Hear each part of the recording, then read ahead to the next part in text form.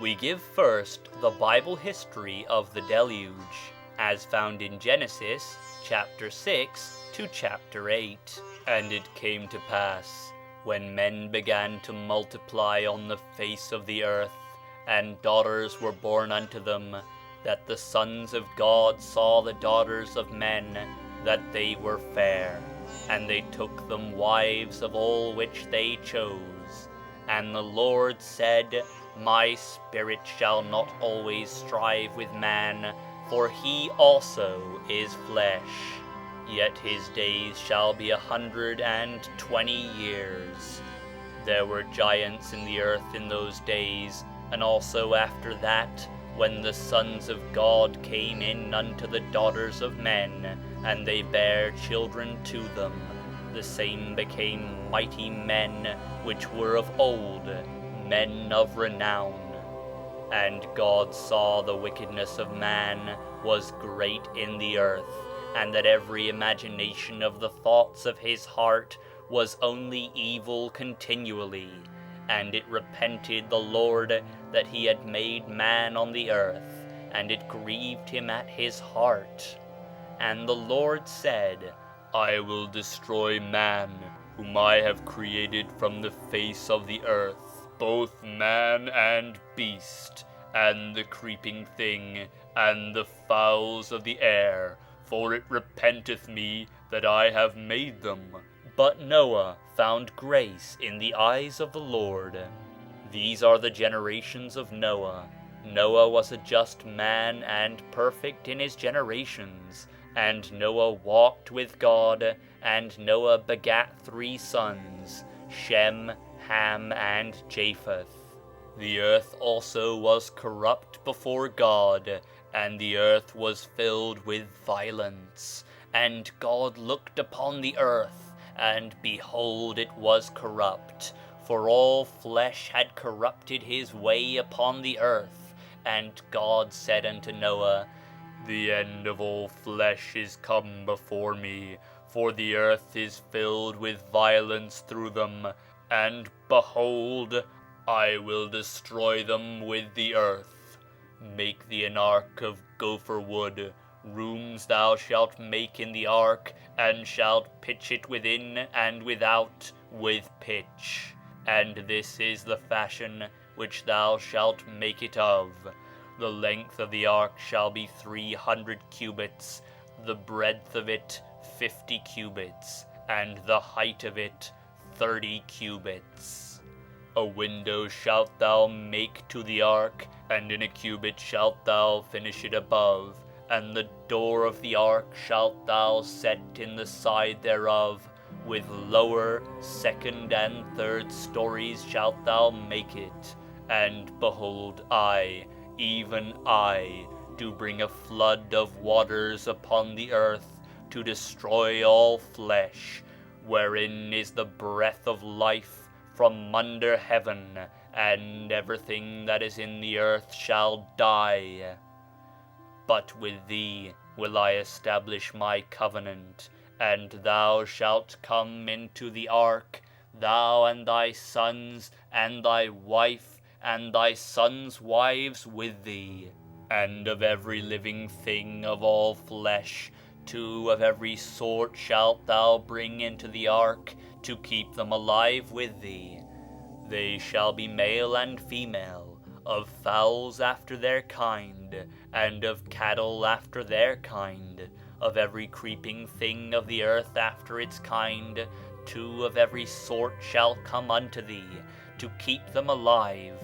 And take thou unto thee of all food that is eaten, and thou shalt gather it to thee, and it shall be for food for thee, and for them. Thus did Noah, according to all that God commanded him, so did he. And the Lord said unto Noah, Come thou, and all thy house, into the ark, for thee have I seen righteous before me in this generation.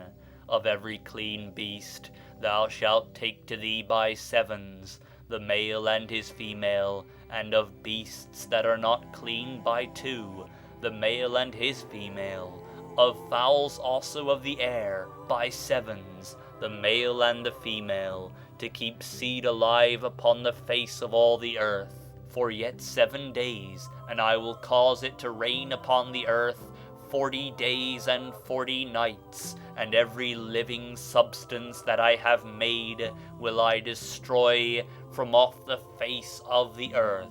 And Noah did according unto all that the Lord commanded him.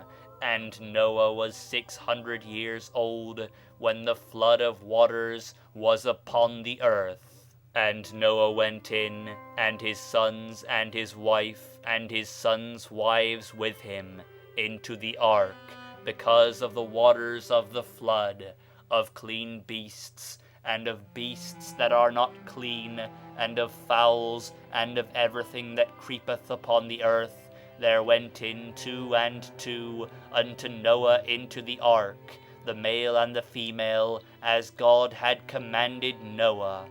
And it came to pass after 7 days, that the waters of the flood were upon the earth, in the 600th year of Noah's life, in the 2nd month, the 17th day of the month. The same day were all the fountains of the great deep broken up, and the windows of heaven were opened, and the rain was upon the earth 40 days and 40 nights. In the selfsame day entered Noah, and Shem, and Ham, and Japheth, the sons of Noah, and Noah's wife, and the 3 wives of his sons with him, into the ark, they and every beast after his kind, and all the cattle after their kind, and every creeping thing that creepeth upon the earth after his kind, and every fowl after his kind, every bird of every sort.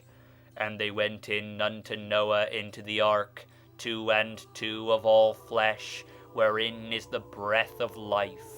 And they that went in male and female of all flesh, as God had commanded him, and the Lord shut him in.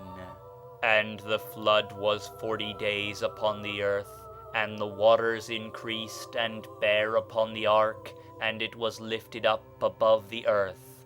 And the waters prevailed, and were increased greatly upon the earth, and the ark went upon the face of the waters, and the waters prevailed exceedingly upon the earth. And all the high hills that were under the whole heaven were covered. 15 cubits upward did the waters prevail, and the mountains were covered, and all flesh died that moved upon the earth, both of fowl and of cattle and of beast, and of every creeping thing that creepeth upon the earth, and every man, all in whose nostrils was the breath of life of all that was in the dry land, died. And every living substance was destroyed, which was upon the face of the ground, both man and cattle, and the creeping things, and the fowl of the heaven, and they were destroyed from the earth. And Noah only remained alive, and they that were with him in the ark. And the waters prevailed upon the earth 150 days. And God remembered Noah, and every living thing, and all the cattle that was with him in the ark. And God made a wind to pass over the earth, and the waters assuaged. The fountains also of the deep, and the windows of heaven were stopped, and the rain from heaven was restrained, and the waters returned from off the earth continually. And after the end of the 150 days, and the ark rested in the 7th month, on the 17th day of the month, upon the mountains of Ararat. And the waters decreased continually until the 10th month. In the 10th month, on the 1st day of the month, were the tops of the mountains seen.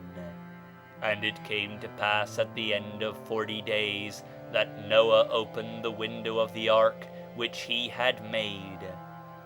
And he sent forth a raven, which went forth to and fro, until the waters were dried up from off the earth. And also he sent forth a dove from him, to see if the waters were abated from off the face of the ground. But the dove found no rest for the sole of her foot, and she returned unto him into the ark, for the waters were on the face of the whole earth. Then he put forth his hand, and took her, and pulled her in unto him into the ark, and he stayed yet other 7 days. And again he sent forth the dove out of the ark, and the dove came into him in the evening, and lo, in her mouth was an olive leaf plucked off. So Noah knew that the waters were abated from off the earth, and he stayed yet other 7 days, and sent forth the dove, which returned not again unto him any more. And it came to pass in the 601st year, in the 1st month, the 1st day of the month, the waters were dried up from off the earth, and Noah removed the covering of the ark, and looked, and behold, the face of the ground was dry. And in the 2nd month, on the 27th day of the month, was the earth dried. And God spake unto Noah, saying, Go forth of the ark, thou and thy wife, and thy sons, and thy sons' wives with thee. Bring forth with thee every living thing that is with thee, of all flesh, both of fowl and of cattle, and of every creeping thing that creepeth upon the earth, that they may breed abundantly in the earth, and be fruitful, and multiply upon the earth.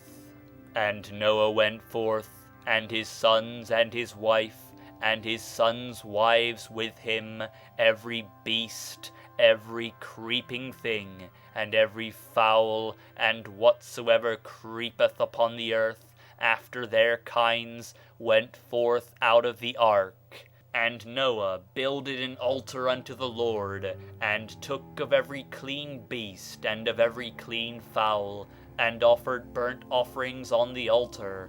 And the Lord smelled a sweet savor. And the Lord said in his heart, I will not again curse the ground any more for man's sake, for the imagination of man's heart is evil from his youth. Neither will I again smite any more everything living as I have done, while the earth remaineth, seed time and harvest, and cold and heat, and summer and winter, and day and night shall not cease. Let us briefly consider this record. It shows, taken in connection with the opening chapters of Genesis, 1. That the land destroyed by water was the country in which the civilization of the human race originated. Adam was at first naked, Genesis chapter 3:7. Then he clothed himself in leaves, then in the skins of animals, chapter 3:21. He was the first that tilled the earth, having emerged from a more primitive condition in which he lived upon the fruits of the forest, chapter 2:16. His son Abel was the first of those that kept flocks of sheep, chapter 4:2. His son Cain was the builder of the first city, chapter 4:17. His descendant Tubal-Cain was the first metallurgist, chapter 4:22. Jabal was the first that erected tents and kept cattle, chapter 4:20. Jubal was the first that made musical instruments. We have here the successive steps by which a savage race advances to civilization. We will see hereafter that the Atlanteans passed through precisely similar stages of development. 2. The Bible agrees with Plato in the statement that these antediluvians had reached great populousness and wickedness, and that it was on account of their wickedness God resolved to destroy them. 3. In both cases, the inhabitants of the doomed land were destroyed in a great catastrophe by the agency of water. They were drowned. 4. The Bible tells us that in an earlier age, before their destruction, mankind had dwelt in a happy, peaceful, sinless condition in a Garden of Eden. Plato tells us the same thing of the earlier ages of the Atlanteans. 5. In both the Bible history and Plato's story, the destruction of the people was largely caused by the intermarriage of the superior or divine race, the sons of God, with an inferior stock, the children of men, whereby they were degraded and rendered wicked. We will see hereafter that the Hebrews and their flood legend are closely connected with the Phoenicians, whose connection with Atlantis is established in many ways.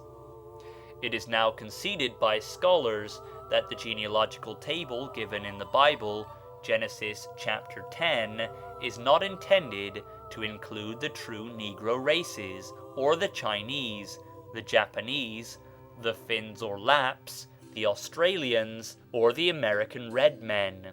It refers altogether to the Mediterranean races, the Aryans, the Cushites, the Phoenicians, the Hebrews, and the Egyptians. The sons of Ham were not true Negroes, but the dark brown races. See Winchell's Pre-Adamites, chapter 7.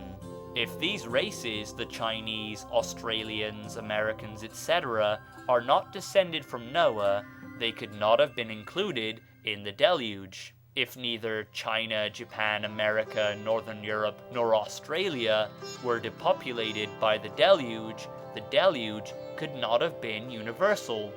But as it is alleged that it did destroy a country and drowned all the people thereof except Noah and his family, the country so destroyed could not have been Europe, Asia, Africa, America, or Australia, for there has been no universal destruction of the people of those regions. Or, if there had been, how can we account for the existence today of people of all those countries whose descent Genesis does not trace back to Noah, and in fact, about whom the writer of Genesis seems to have known nothing? We are thus driven to one of two alternative conclusions. Either the deluge record of the Bible is altogether fabulous, or it relates to some land other than Europe, Asia, Africa, or Australia, some land that was destroyed by water. It is not fabulous, and the land it refers to is not Europe, Asia, Africa, or Australia, but Atlantis.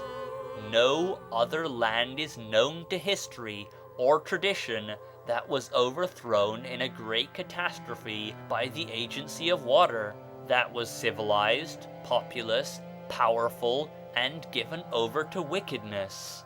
That high and orthodox authority, Francois Lenormand, says, quote, Ancient History of the East, Volume 1, page 64, the descendants of Shem, Ham, and Japhet, so admirably catalogued by Moses, include one only of the races of humanity, the white race, whose three chief divisions he gives us as now recognized by anthropologists.